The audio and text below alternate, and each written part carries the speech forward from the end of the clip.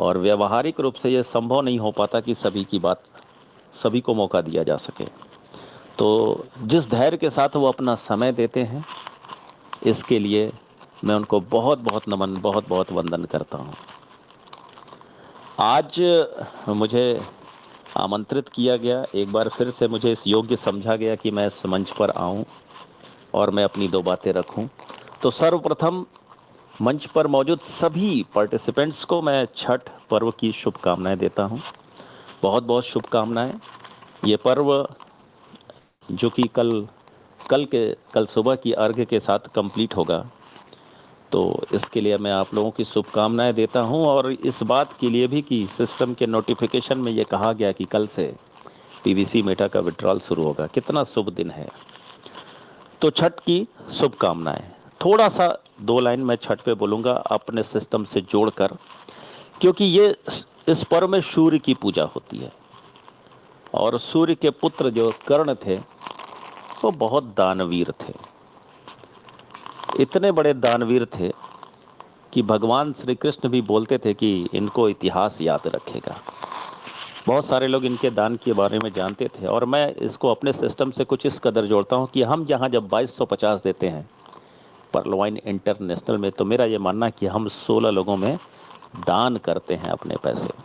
तो कर्ण दानवीर थे।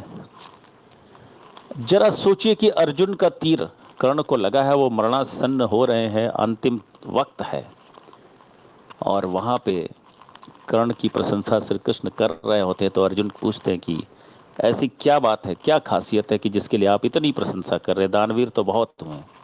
बोले नहीं, दानवीर तो इतिहास में अगर याद किया जाएगा तो वो कर्ण। बोले क्यों? क्या अभी देख लो।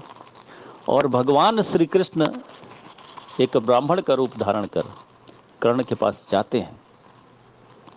कर्ण उन्हें देखते हैं, बोलते ब्राह्मण देवता, मैं मरणासन अवस्था में हूँ, कभी भी मेरे प्राण निकल सकते हैं, मैं आपके लिए क्या कर सकता हूँ यहाँ पे? बोले ब्राह्मण देवता कि मैं देख रहा हूँ कि आप मरणासन है, इसलिए मैं जाता हूँ। हो सकता है फिर कभी किसी जन्म में आपसे मुलाकात हो तो मैं वहाँ आपसे कुछ मांग लूँगा। तो कर्ण कहते कि नहीं, मैं आपको खाली नहीं जाने दूंगा। और वहीं पड़े पत्थर से अपने एक दांत को तोड़ते हैं, सोने की दांत, और ब्राह्मण को दान में देते हैं। तो कृष्ण अपने रूप में आते हैं और कर्ण के दानवीर होने की प्रशंसा करते हैं और कहते हैं कि आपको हर युग में याद किया जाएगा इसके लिए। तो एक दानवीर कर्ण और एक इस परलवाइन वालों को भी याद किया जाएगा, क्योंकि जब जब वो 2250 देखते हैं तो 16 लोगों के सपनों को पूरा करने के लिए अपनी हिस्सेदारी देते हैं। और उनकी यही हिस्सेदारी उन्हें लौट कर वापस आती है जब दूसरे लोग 2250 देते हैं तो ऑटो पुल के रूप में। मैं बार बार कहता हूं कि जिंदगी देती नहीं, सिर्फ लौट आती है। आप देते हैं तो आपको लौटकर आता है। तो छठ की बहुत बहुत आप लोगों को शुभकामनाएं, बहुत शुभकामनाएं। लेकिन ये तो द्वापर का युग है नहीं, ये तो कल युग है। और मैं इसके पहले टेलीग्राम पे मुझे याद आ रहा है कि मैं 16 तारीख को था इसी महीने की टीम गोल्डन के मंच पे। उसके बाद आज हूँ MGRD मंच पे। लगभग 14 दिन में मैंने देखा कि तस्वीर काफ़ी बदली हुई है। ऐसी बदली हुई है कि कुछ पैरासाइट्स फेम आ चुके हैं, कुछ 1.5 साल पर दर्शन देने वाले जस्टिस चौधरी आ चुके हैं, कुछ 3-4 महीने से विलुप्त गार्जियन गुरु भी आ चुके हैं, जो परलवाइन को अप्रत्यक्ष या प्रत्यक्ष रूप से कोस रहे हैं। विलंब हो रहा है, बहुत विलंब हो रहा है उनके लिए। अब मैं दुख होता है, परलवाइन को सींचा है कहीं ना कहीं 3.5 साल में, मैंने भी अपना, उसमें मेरा भी एक छोटा सा रोल है। और मजे की बात यह है कि इस सिस्टम में कोई अंबानी तो एंट्री लिए नहीं है, कोई 10 करोड़ 20 करोड़ 50 करोड़ का मालिक जो पहले से था वो तो इसमें एंट्री लिया नहीं है। लिया कौन है? वो जो इतना बड़ा धनाढ्य नहीं था, और वो जिसको इस सिस्टम ने धनाढ्य बना दिया। जिसको इस सिस्टम ने एक पहचान दे दी, एक बड़े लीडर के रूप में पहचान दे दी, जो इस सिस्टम के ज्वाइन होने के पहले तक, उसके पहले 10 साल में अपनी खुद की लाइफ नहीं बदल सके थे, जो इस सिस्टम में आने के बाद बड़े बने, सिस्टम की वजह से बड़े बने, सिस्टम ने उनकी लाइफ को बदल दिया। आज वो सिस्टम पे अंगुलियां उठा रहे हैं, दुख इसलिए हो रहा है। लाजमी है, वो बोलते हैं, 82 लाख अकाउंट होल्डर सुनते हैं, वो आइकन बने हैं, 82 लाख अकाउंट होल्डर सुनते हैं, उन्हें तकलीफ होती है, वो कुछ भ्रमित भी होते हैं अपनी कम ज्ञान की वजह से। तो मैं आप लोगों से एक बात बोलता हूं, उन 82 लाख अकाउंट होल्डर से एक बात आज कहना चाहता हूं कि आप अगर 82 लाख नाम अगर किसी पन्ने पर लिखना चाहें तो एक लाइन जो कॉपी होती है उसमें लाइनें खींची रहती हैं कुछ लिखने के लिए, एक लाइन में 2 नाम आ पाएंगे तो भी आपको कितनी कापियां भरनी पड़ जाएंगी उन सारे 82 लाख नाम लिखने पड़े तो। लेकिन ये जो लोग निगेटिव बोल रहे हैं, जरा इनको लिखना शुरू करिए और बताइए कि कितने पन्ने भर पाएंगे आप, कितने पन्ने भर पाएंगे आप, कितने होंगे ये, और क्या हम इन्हें सुनने के लिए आए हैं? क्या इनको सुनकर हमारी लाइफ में कोई वैल्यू एडिशन हो रहा है? क्या हमारे लाइफ में कोई ऐसा चमत्कारिक बदलाव हो रहा है जिससे हम बहुत बड़े बन जाते हैं, हम भी किसी दूसरे की लाइफ में बदलाव कर देते हैं? अगर ऐसा नहीं हो रहा है तो हम इन्हें सुन क्यों रहे हैं? हाँ, ये परलवाइन एक दूसरे की मदद का सिस्टम है। क्या वो मदद कर रहे हैं ऐसा बोल करके? एक साहब हैं पश्चिम भारत से, यूट्यूबर हैं, मैं उनको पैरासाइट फेम कहूँगा। तो आपको पता है ये पैरासाइट फेम क्या होता है? पैरासाइट एक ऐसी वायरस या ऐसे जीव या ऐसे बैक्टीरिया जो दूसरों पे आश्रित होता है और जिस पे आश्रित होता है उसी को बर्बाद करता है। पैरासाइट फेम, ये यूट्यूबर की जो प्रजाति हैं इसी में ये पाए जाते हैं। ये करते क्या हैं? ये फेमस लोगों के स्पीचेस को लेते हैं और उसमें से कुछ वाक्य को कट शॉर्ट करते हैं और फिर उसी फेमस व्यक्ति को बदनाम करते हैं ताकि इनके यूट्यूब के सब्सक्राइबरशिप बढ़े, व्यूअरशिप बढ़े और इनकी कमाई हो। फॉर एग्जाम्पल,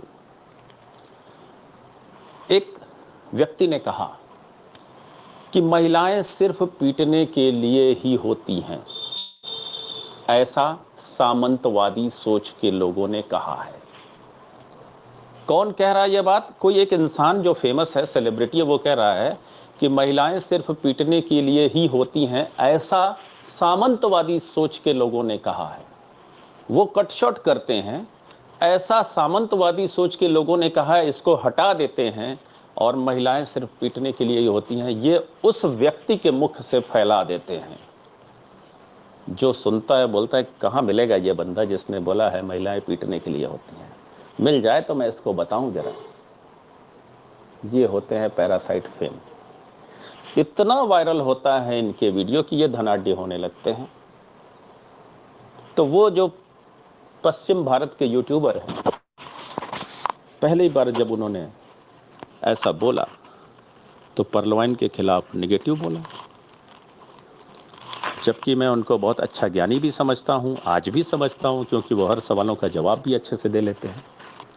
लेकिन निगेटिव बोला तो खूब व्यूअरशिप बढ़ी, खूब व्यूअरशिप उनकी बढ़ी। 82 लाख अकाउंट होल्डरों ने सुना भी, वायरल भी किया। दरअसल वो एक यूट्यूबर हैं, उनका प्रथम उद्देश्य है डाटा शेयरिंग से इनकम कमाना और वो उसमें सफल रहे। परलवाइन सेकेंडरी है। कुछ लोगों के मुख से मैंने सुना है कि वो कुछ और भी कंपनियां करते हैं। वो खुद भी अपने एक ऑडियो में कहते दिखाई दे रहे हैं कि वो दूसरी कंपनी, तीसरी कंपनी का नाम भी लेकर कहते हैं कि हाँ मैं तो वहाँ हूँ। तो उनके लिए परलवाइन तो प्राइमरी है ही नहीं है। वो तो बोलेंगे, और बोला भी उन्होंने। कमाई उनकी जहां से होगी वो करेंगे, वो उनका जो मकसद है, जो उनका बिजनेस है, वही तो वो कर रहे हैं। हम क्या कर रहे हैं? हम उनको सुनकर उनकी आय बढ़ा रहे हैं। क्या हमारे जीवन का यही उद्देश्य है? हम ऐसे ही लोगों की आय बढ़ाने के लिए आए हैं? और हम ही आपस में एक दूसरे से चर्चा भी कर रहे हैं, पर्लवाइन ऐसा हो गया, पर्लवाइन वैसा हो गया। पर्लवाइन ने कभी कुछ कहा क्या उनके ऐसा बोलने पे? कुछ नहीं कहा। वो तब भी कुछ नहीं कहा था जब वो अच्छा बोलते थे, वो तब भी कुछ नहीं कहा जब वो बुरा बोल गए। पर्लवाइन को कोई फर्क नहीं पड़ता। ये वो सिस्टम है जो इसके खिलाफ जहर उगलता उसको भी अमीर बनाता है, और जो इसके साथ है उसको तो अमीर बनाता ही बनाता है। तो एक साहब ये भी है। अभी कुछ दिन पहले मैं सुन रहा था, मैं ऑफिस में था लेकिन दिल नहीं मानता है, कान में ईयरफोन लगाए काम भी कर रहा था, सुन भी रहा था। 1.5 साल पे दर्शन दिया एक जस्टिस चौधरी साहब ने, और इंसाफ मांगने लगे। हमारी टीम का क्या होगा? इतना विलंब हो गया है, टीमें टूट गई हैं, इधर से उधर हो गई हैं, प्लान ए चलेगा या नहीं चलेगा? हमें 2 दिन में जवाब चाहिए। उनके लिए कैंपेन भी चलने लगे, बहुत सारे मैसेज भी आए। भाई पढ़े लिखे अगर आप हैं, वेबसाइट को एक बार ध्यानपूर्वक पढ़ लीजिए। वहां सबसे पहला वाक्य लिखा आता है, पर्लवाइन विल नेवर एंड। क्या ये कम है? फिर किस बात का जवाब चाहिए?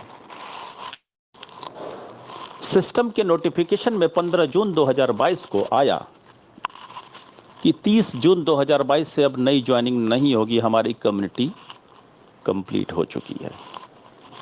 नई ज्वाइनिंग नहीं हो चुकी है, सिस्टम ने ये कहा। सिस्टम ये थोड़ी कहा कि पर्लवाइन विल नेवर एंड। ये तो इस पे अपना काम कर रहा है, इसी फार्मूले पे जो उसने कहा। उसने तो नहीं कहा कि पर्लवाइन का कोई एंड होने जा रहा है। फिर भी वो जवाब मांग रहे हैं, और उनको लगता है कि पर्लवाइन उनको जवाब देगा।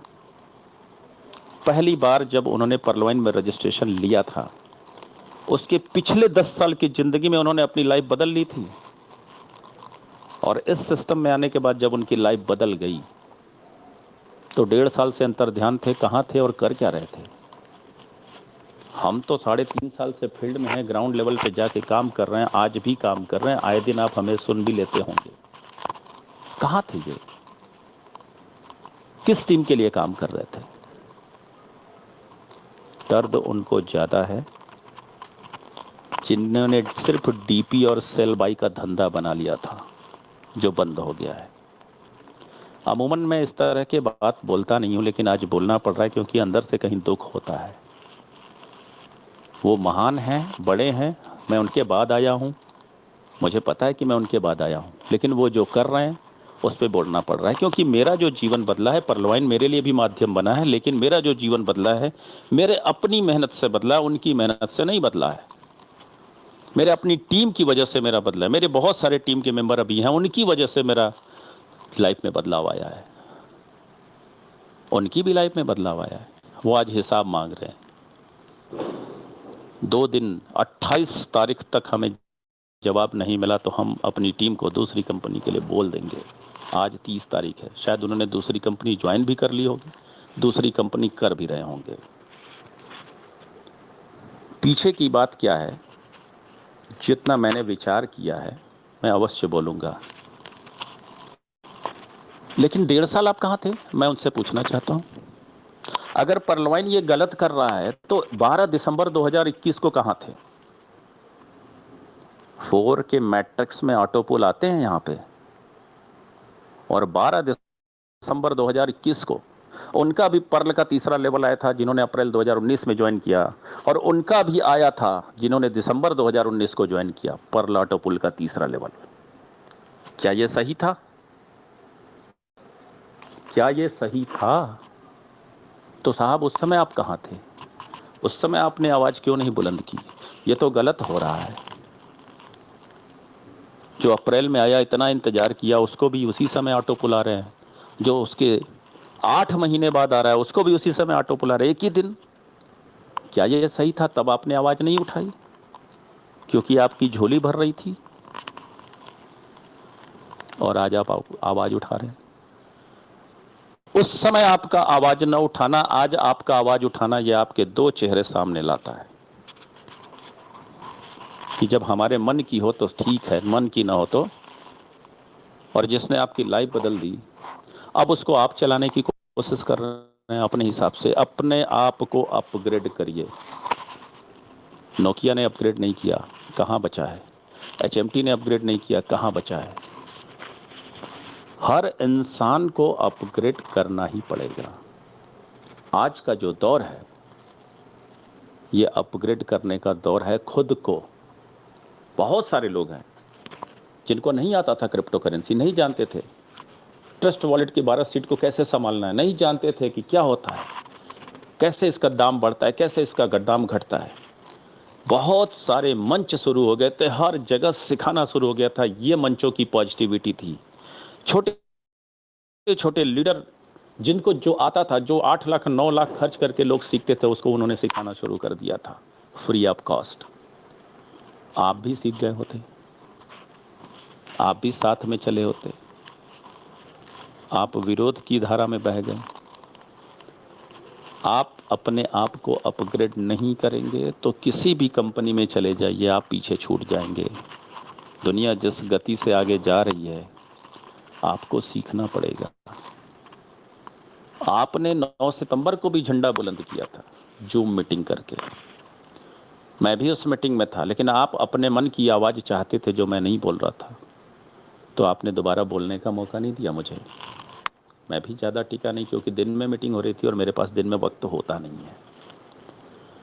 सिस्टम ने एक रेफरल आईडी दे दी थी बाय डिफ़ॉल्ट, उसके लिए कोस रहे थे। ये तो बड़ा गड़बड़ हुआ, ये तो सारी टीमें बिखर गई।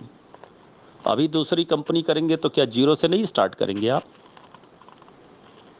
तो उस दिन क्यों नहीं जीरो से स्टार्ट कर लिया? अगर आपके पास जानकारी होती तो आपको पता होना चाहिए था कि उस दिन तो टोकन फार्मिंग शुरू हुई थी, वो सिर्फ परलवाइन वालों के लिए नहीं शुरू हुई थी, वो पूरी दुनिया के लिए शुरू हुई थी। 28 जुलाई को सीड फंडिंग शुरू हुई थी, पूरी दुनिया के लिए शुरू हुई थी। परलवाइन वालों के लिए उस दिन शुरू हुई है जिस दिन वो डीपी से टोकन फार्मिंग शुरू हुई है। और कोई ऑटो पुल का सिस्टम लॉन्च हुआ था। आप अनुभवी थे, आप बहुत बड़ी टीम के लीडर थे, आप पहले देखते, जानते, समझते, फिर करते। और टीम बिखर गई। मेरी 2 लाख की टीम, मेरी पूरी टीम बिखर गई, नहीं है मेरे साथ। 0.0001% लोग मेरे साथ आए हैं पीवीसी मेटा में, मेरी पुरानी टीम के। और नई टीम में जो लोग आए हैं उनको मैं लाया नहीं, वो खुद मेरे साथ आए हैं, क्योंकि मेरा एकमात्र उद्देश्य कि परलवाइन मेरा परिवार है, इसके सदस्य मेरे सदस्य हैं, मेरे भाई बंधु हैं, और मैं सिर्फ और सिर्फ एकमात्र उद्देश्य में उनकी मदद करने में लगा रहा। एक भी व्यक्ति का कॉल मुझे आया, मैंने उसको कॉल बैक करके उसकी हर समस्या का समाधान किया। कभी ये सोच के नहीं किया कि इसके बदले में मुझे कभी मिलेगा। मैं जनवरी से 2022 से कंटिन्यूअस लाइव हूँ। मैंने ये सोच के, मुझे तब पता भी नहीं था कि पीवीसी मेटा आने वाला है, और मैं लोगों की मदद करता रहा।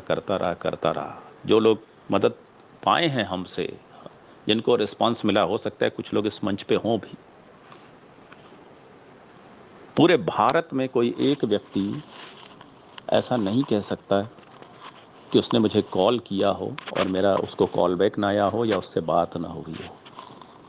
4-4, 5-5 दिन बाद भी गए हैं, मेरे डायरी में नोट होता था कि इस बंदे को कॉल करना है मुझे। निस्वार्थ, कोई लालच नहीं। और ऊपर वाले ने ऐसा दिया कि अभी सिर्फ 11 लेवल एक्टिव हुए हैं, 25 डायरेक्ट हो चुके हैं, 20 डायरेक्ट एक्टिव है पीवीसी मेटा की फार्मिंग में, और $16 पर डे मेरा रेवेन्यू बन रहा है, जो प्रतिदिन बढ़ते क्रम में है। मैंने बताया कि मेरी 2 लाख की टीम में से 0.0001% ही लोग शायद इस बार आए हैं। ये जो बाकी फार्मिंग हो रही है, कहाँ से हो रही है, कैसे हो रही है, ये मैंने अभी थोड़ी देर पहले कहा ना, जिंदगी देती नहीं सिर्फ लौटाती है। ये मैं अपने व्यक्तिगत अनुभव से बोल रहा था, और ये आपके साथ भी होना है।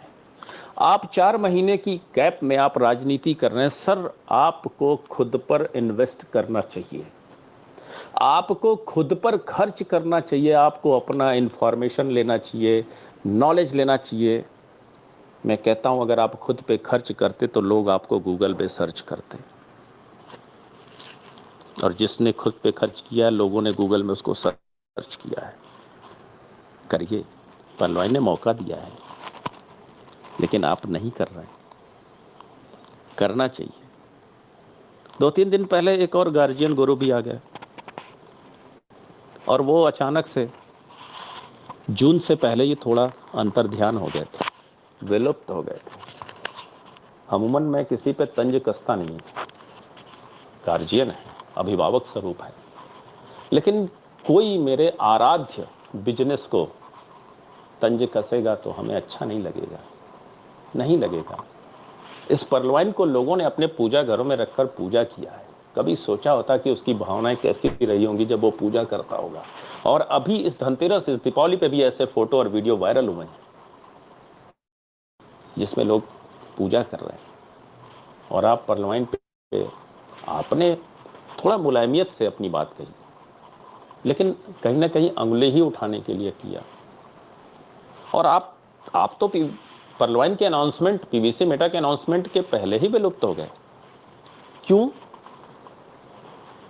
क्योंकि दिल्ली में एक लीडर के यहाँ जीएसटी का छापा पड़ा और आप विलुप्त हो गए। दिल्ली के एक नेता जिनका बहुत बड़ा मंच है वो भी विलुप्त हो गए थे। मैंने उनको कॉल किया कि सर आपका मंच नहीं चल रहा है। मेरा कोई अपना मंच है नहीं, मेरे टीम के लोग आपके मंच पे जाते। बोले वर्मा जी आप जानते नहीं हैं, कमाया हूं तो कुछ खर्च भी तो करूंगा, थोड़ा घूमने निकला हूं अपनी टीम के साथ, आ जाऊंगा। बहुत दिन तक नहीं आए थे। जीएसटी का छापा पड़ना, दरअसल लोग सोचते हैं कुछ गलत होता है, एक प्रक्रिया है। जीएसटी का छापा, इनकम टैक्स का छापा एक प्रक्रिया है जो धनाढ्य लोगों के घर पड़ते ही रहते हैं।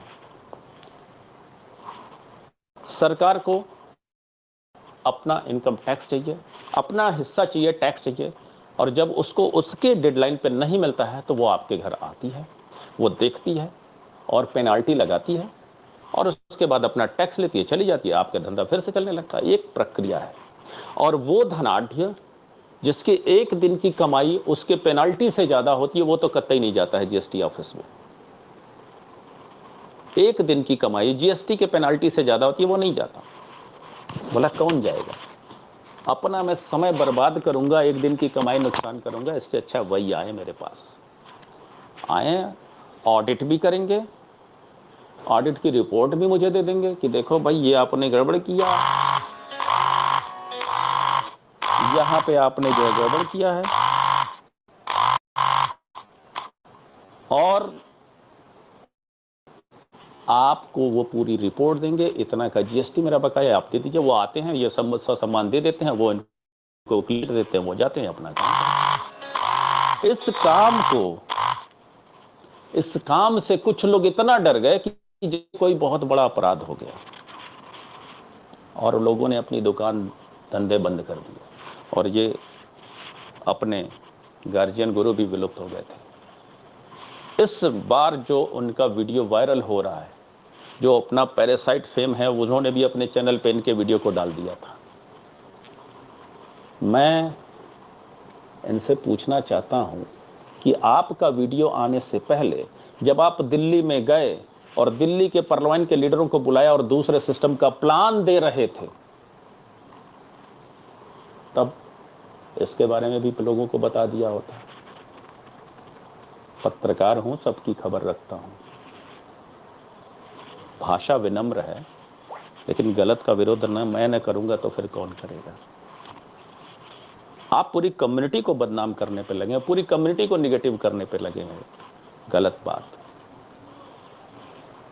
सिर्फ इसलिए कि पार्लियामेंट सिस्टम की वजह से आप इतने बुलंदी पे चले गए कि अगर अब आप दूसरे सिस्टम पे जाएंगे तो यही पार्लियामेंट वाले आपको कोसेंगे। इससे अच्छा पार्लियामेंट पे उंगली उठा के चलते हैं, ताकि हमारे पास एक वजह हो, ताकि कोई कोसे तो हम कह सके कि पार्लियामेंट अब पैसे नहीं दे रहा था, इसलिए मजबूरन मुझे दूसरे सिस्टम में जाना पड़ा। दूसरा सिस्टम तो आपने पहले ही खोज लिया था, उन्होंने भी पहले ही खोज लिया था। जो 2 दिन बाद का हिसाब मांग रहे थे, 1.5 साल बाद अवतरित हुए थे, तभी तो उन्होंने कह दिया, अपने स्पीच में कह दिया था कि मुझे 2 दिन के भीतर जवाब नहीं मिला तो मैं अपनी टीम को रोक नहीं पाऊंगा किसी दूसरे सिस्टम में जाने के लिए, और मजबूरन मुझे भी कोई दूसरा सिस्टम देखना पड़ेगा। दरअसल मिल चुका था, इसलिए ये सारे नाटक खेले जा रहे थे। बंद कर दीजिए। आप लोगों से विनम्र आग्रह है, मैं विनम्रतापूर्वक ही आग्रह कर सकता हूं, और जितने भी लोग हैं सबसे मैं एक बात कहूंगा कि परलवाइन के प्लान को एक बार देखिए ध्यान से। पिछली बार मुझे याद है जब मैं इसी मंच पे आया था, मैंने डॉक्टर डेनियल जॉनसन के 9 इनकम गिनाए थे। उस इनकम की जो भी आपने अपने दिमाग से काउंटिंग की होगी, उनकी 6-7 पीढ़ियों को पैसे की जरूरत नहीं है। वो आपको अमीर बनाने के लिए सिस्टम काम कर रहा है, और इस कदर काम कर रहा है कि इसको बिटकॉइन से आगे जाना है, बिटकॉइन से आगे जाना है। और मैंने पिछली बार भी कहा था कि अगर बुर्ज खलीफा तैयार करना है तो उसकी नींव भी बहुत गहरी खोदनी पड़ेगी। तो नींव तो गहरी होगी तो वक्त भी तो लगेगा। आपके पास टेक्निकल नॉलेज है नहीं, आपको रोड मैप की जानकारी है नहीं, आपको कोई भी क्रिप्टो करेंसी आती है। जरा सोचिए, पीवीसी मेटा लॉन्च होता है 28 जुलाई को $1 से, और फेसबुक मार्क जुकरबर्ग का मेटा लॉन्च होता है 0.0006 यूएसडीटी से। बहुत बड़ा ब्रांड है फेसबुक।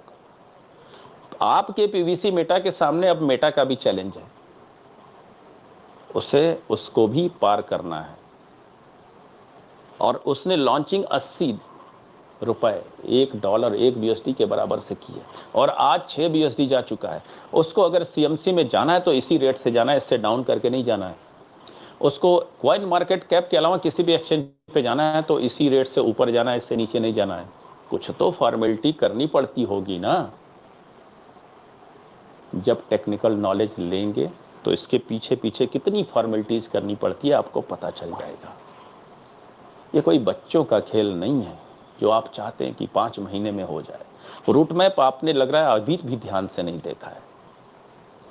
जब पीवीसी मेटा का अनाउंसमेंट हुआ तो 3 तिमाही पे यह सिस्टम पहले ही काम कर चुका था, और आगे की 3 तिमाही भी उसमें लिखा हुआ है, और अभी से आप जल्दबाजी में आ गए।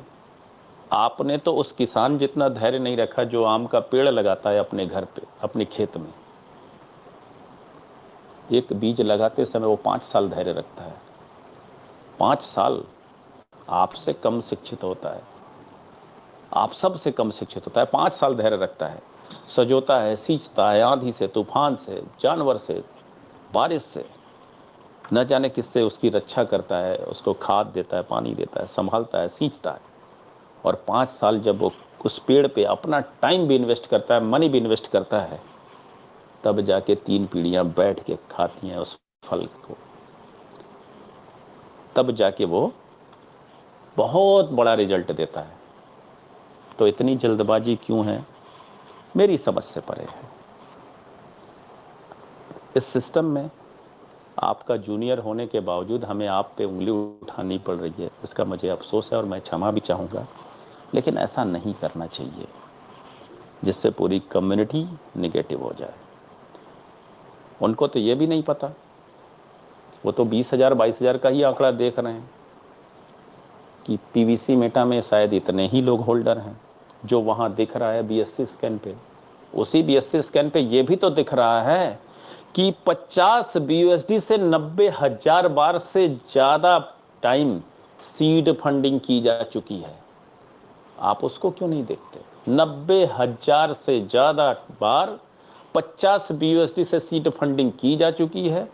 कुछ लोग ऐसे भी हो सकते हैं जिन्होंने 2 बार 3 बार 4 बार सीड फंडिंग की होगी, ऐसी संख्या 20,000 मान लेते हैं तो भी तो 70,000 बार हो चुकी है। सिंगल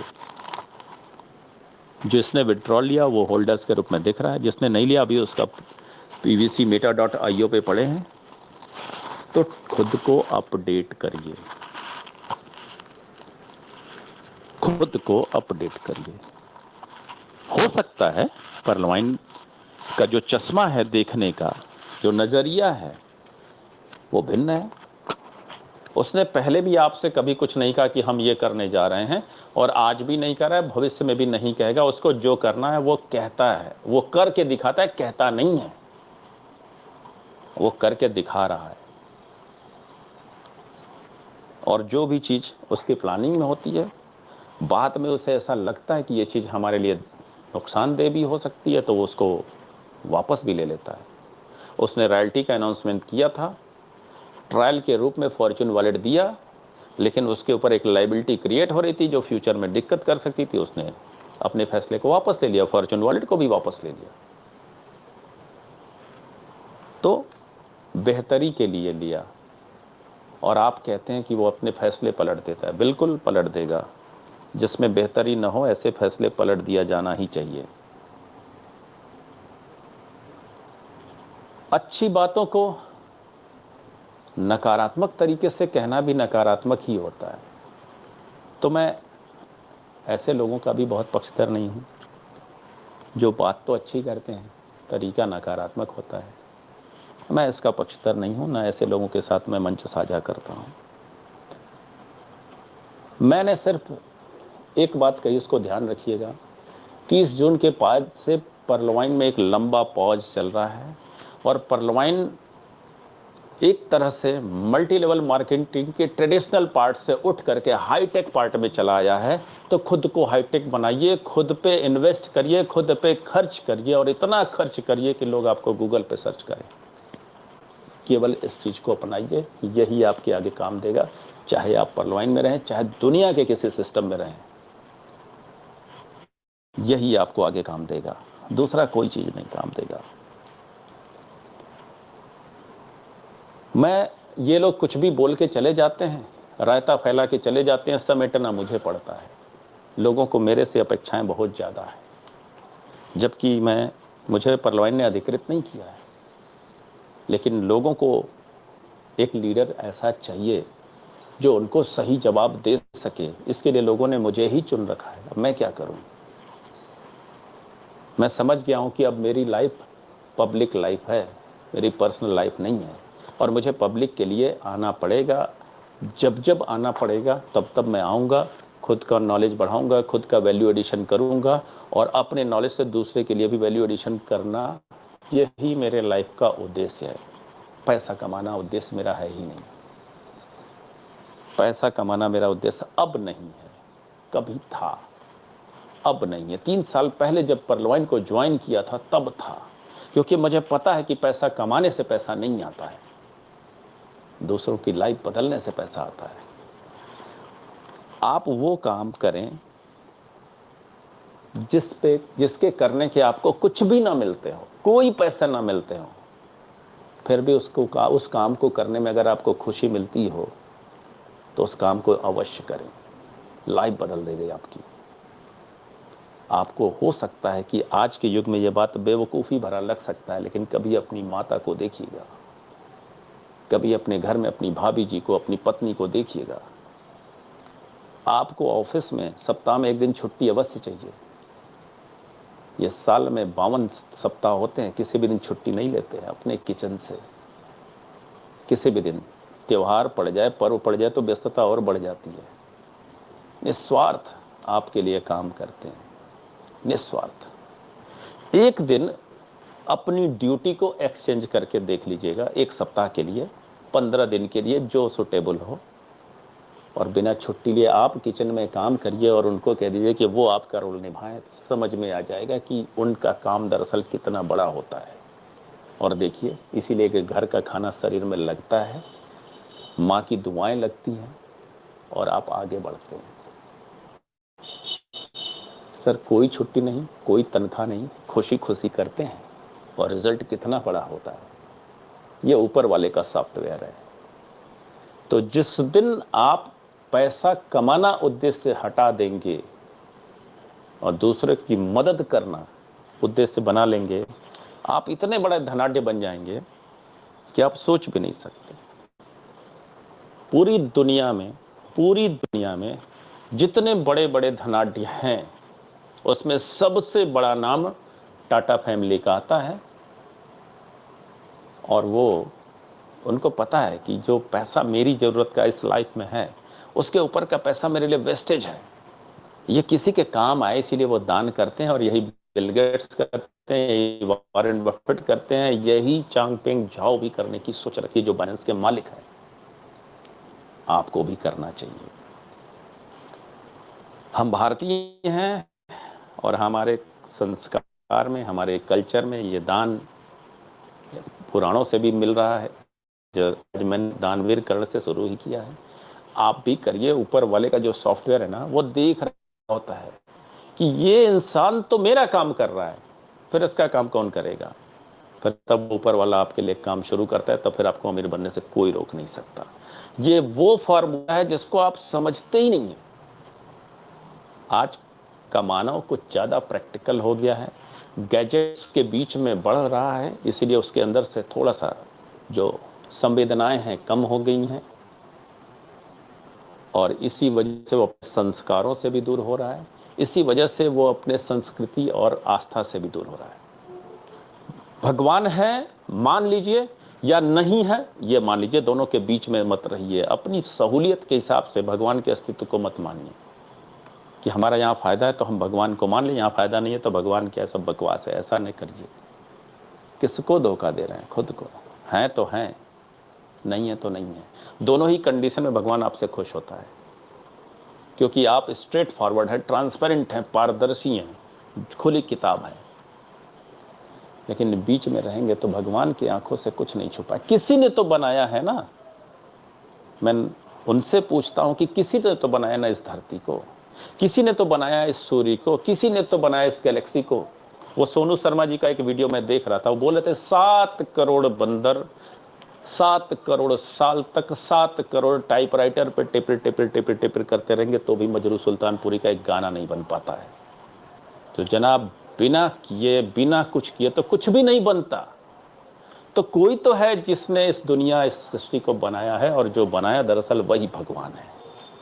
हमें नहीं पता कि वो कौन है, तो है, इसे मान लीजिए।